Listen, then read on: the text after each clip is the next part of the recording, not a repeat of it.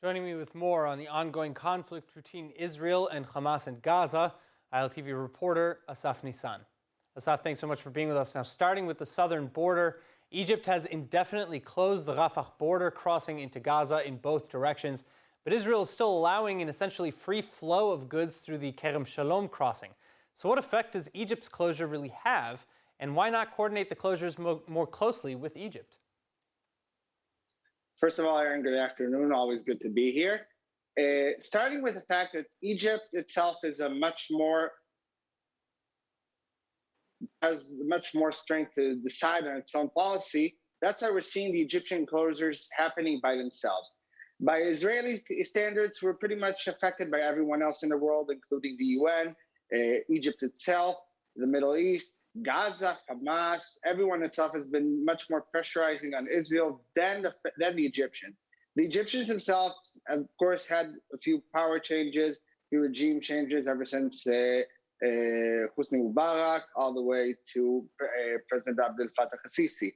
But those two are still supporting the same policy of supporting Israel by stopping Hamas, by stopping their supply, by stopping their strength. The fact that Hamas is trying through the Rafah crossing to arm itself, but the Egyptians are pretty much stopping it, we're seeing that it's a much more prominent display of power compared to Israel, of course. All right, now, in addition to the ongoing negotiation between Israel and Hamas, another supposed reason has been raised by alleged Hamas sources for why Israel is avoiding another heavy conflict or retaliation, especially after the shooting over the weekend. And that is that the Islamist Ram party under Mansour Abbas may pull out of and topple the Bennett-Lapid government if the government wants to start another war.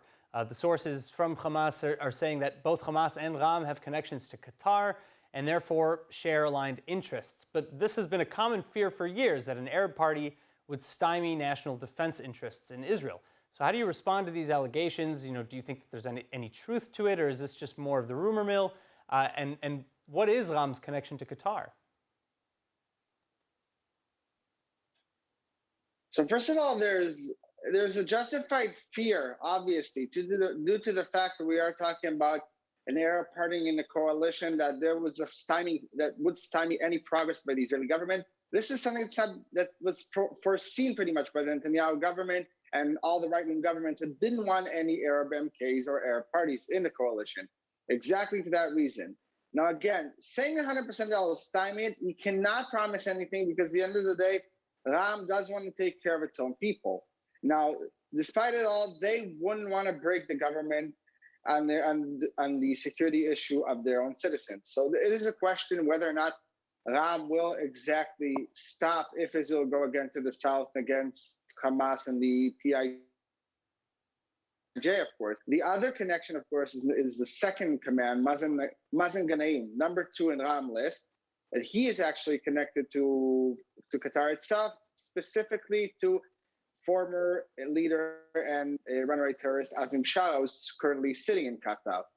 Their joint progress and joint process together has been long, and of course, this has been a fear of the Israeli government, to the fact that we're talking about someone who's pro-Hamas, pro-Palestinian conflict. But we are still seeing, at the end of the day, Mansour Abbas is leading the party, so it is yet to be known how it will affect exactly. Again, the connection is pretty clear due to the fact that we have number 2 on the Ram list is in good terms in Qatar.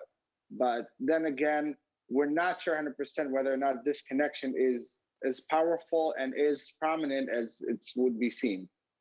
Wouldn't such connections, as you said, the Ram party number 2 to Qatar, wouldn't such connections have been investigated and vetted fairly extensively before Ram's entrance into the cabinet, or is that not something that the Knesset really does? I'm not sure the Knesset really does that, Aaron, but I could say to the fact that there's been known ever since Ram has gone up and risen to its prominent position.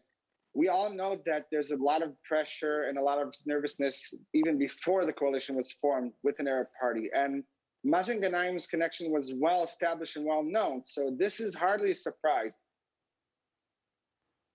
I wouldn't I wouldn't think Knesset would go too far as to examine it and investigate the entire issue, because at the end of the day, he's not fighting against Israel on that part. He's going to Qatar, and Qatar currently is the one who's also paying the money to Gaza, not necessarily for terror, but we see it's going to the citizens. So I wouldn't call it exactly investigation reason for it. The connection to Qatar is, well, it's another connection. You still can show it as a prominent display of support for terror. All right. Asaf Nissan, thank you so much. Thank you so much.